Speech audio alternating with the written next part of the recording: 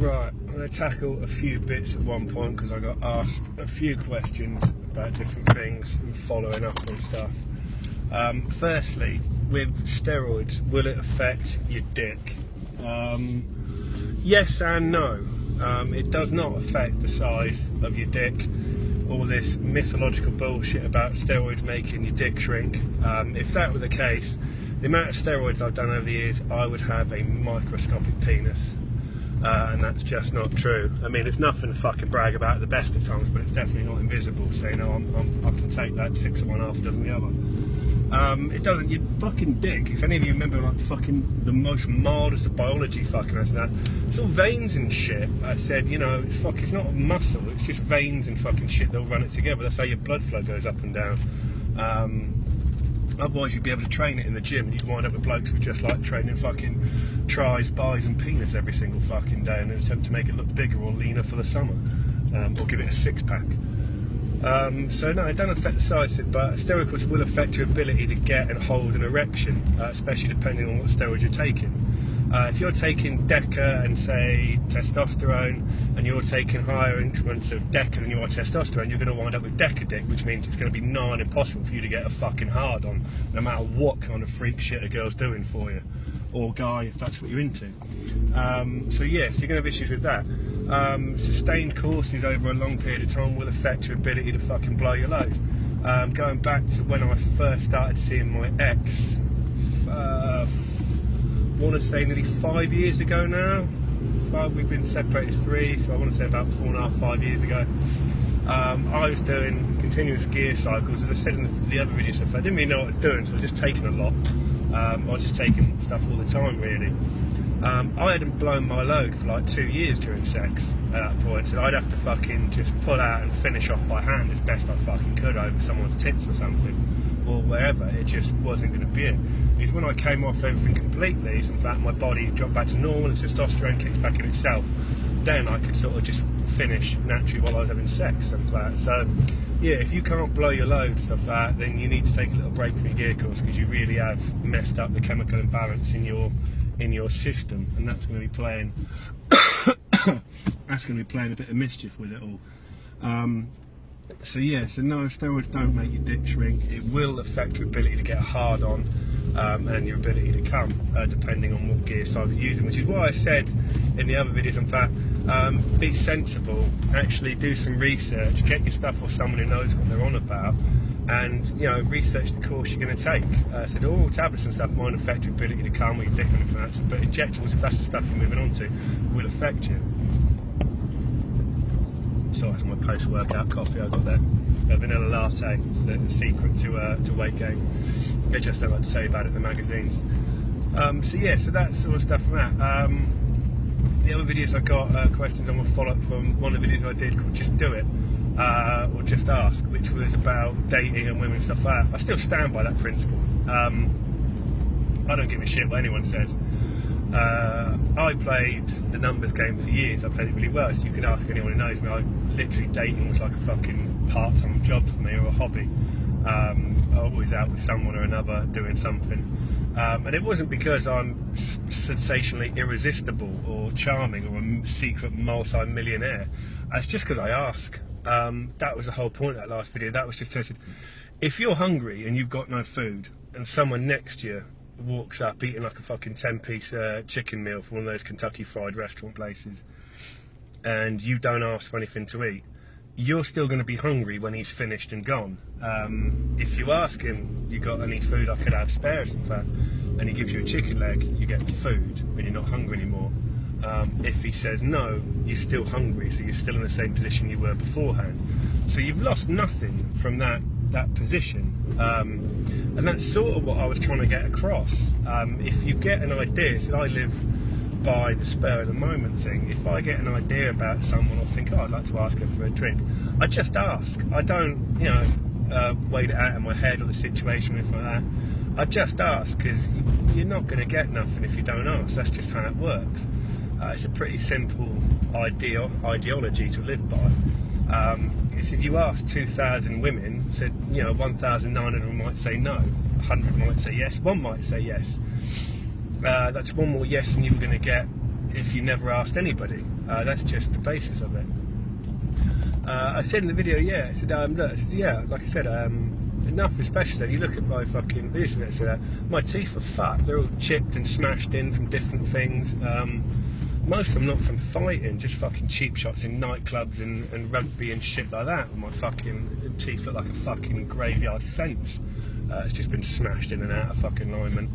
I said my fucking nose is pointy. I said that. I said I have trouble fucking breathing most of the time because of the amount of abuse I've given my nose and my system. My head's tattooed. I said, so that's not fucking hair. So that's an insecurity on my part. I said, you know, I didn't like the fucking way I looked, so I changed it. That's just how it works. The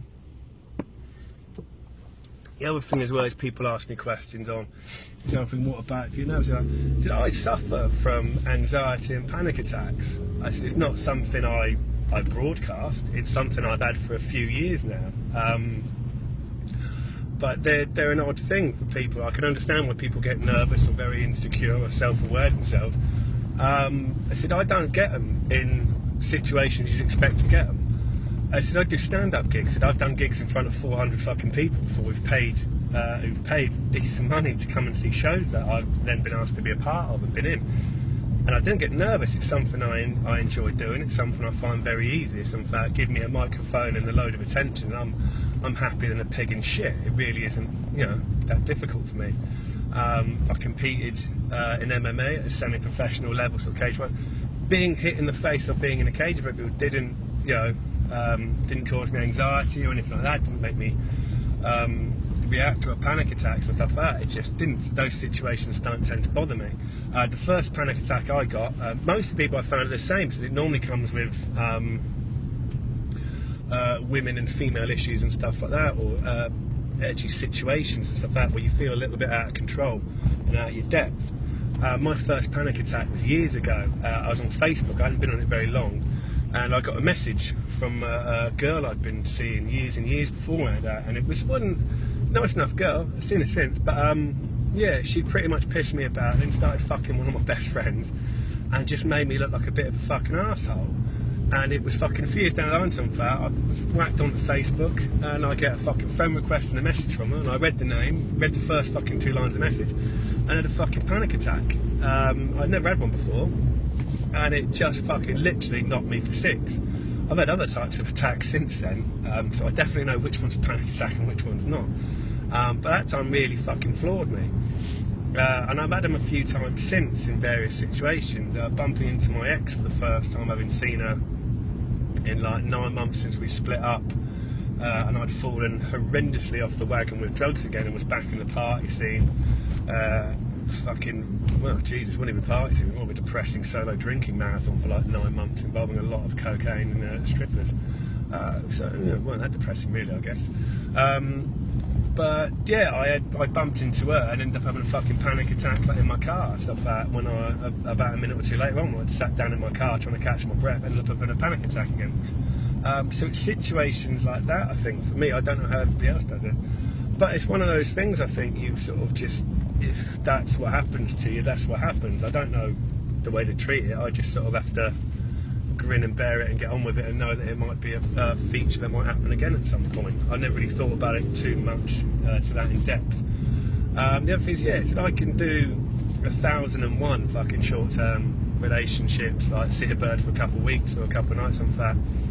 I said, it's really not an issue. I said, the panic attacks and anxiety for me happens when it gets into situations that I'm unfamiliar with. When I actually like someone or find someone you get along well with, I tend to get a bit more anxious. And it sort of manifests in my behaviours. It's something I'm very aware of. So it's stuff like that. I get quite anxious and nervous. It's easy to ask somebody out. It's very hard to then continue to go out with someone without getting in a situation where you don't feel at ease. And that's stuff that affects me. So yeah, so I get quite anxious and a bit fidgety and twitchy, and I make probably a lot of mistakes and come off a bit like a fucking idiot most of the time. But it's just one of those things. It's something you grin and bear and try and deal with, and the next time round you try not to be so much of a fucking idiot. But yeah, that's it. I can't really, you know, people ask you questions about things, stuff like that. I can't really give you an answer on how to cope with it or how to change it, how to do it, because I don't know how to do it. It's just something I personally live and deal with. If I go through a bout of like depression and stuff, which I've mentioned in my book, that'll be available to you soon, hopefully the next couple of months, without going into too much detail from my past life and things I've been through. Stuff like that, I know when I'm feeling low, I know how to treat that, I know who to talk to, I know how to get things going, I know how to sort things out and get back on. But being anxious and panic attack stuff like that are not really something I can tell you how to treat or cope with. All I can really do is tell you, just grin and bear it, you'll get through it, and a little bit later on you'll feel back to your normal self again. And the next time you're in that situation, just try and take a little breath and go from there. And more importantly, to learn from this video, steroids do not make your dick shrink. Okay, if you meet, ladies, if you meet a massive bodybuilder bloke and his dick looks small, it's for one of two reasons. Firstly, either he's so overdeveloped in every area, you know, possibly legs, although a lot of guys don't like to train legs, but you need to. His dick now looks small. Or secondly, he had a real tiny penis, and the reason he got into steroids and weightlifting was to counteract his insecurities over his tiny penis. So yeah, there you go. I hope that answered a couple of questions. I don't know how much help it was, but we tackled a couple of things, shone a bit of light on stuff. So I hope in some way it did answer a couple of questions I got messaged through, and I'm slower. There'll be more videos, more uploads and stuff on a more regular basis, because I had the 6-month ban from Facebook. There were questions and stuff that were sent, but I haven't answered. I haven't had much time with other stuff going on, but I'm sort of wading through and I'm getting back into this now. So I will answer more questions, more updates, questions about mating Mossy that keep popping up, as that was quite a popular choice. My opinion on the immigrants and Muslim crisis, someone's asked me. I'll put something together at some point, but I figure I'll leave it for a minute because everyone's a bit hot-headed over Belgium and it's flaring up the EDL and all these other muppets again. But I'll leave all that for another time. Alright, well, enjoy the rest of your bank holiday Monday. I'm going to do very little and enjoy myself while I do it. So enjoy the rest of your day, people.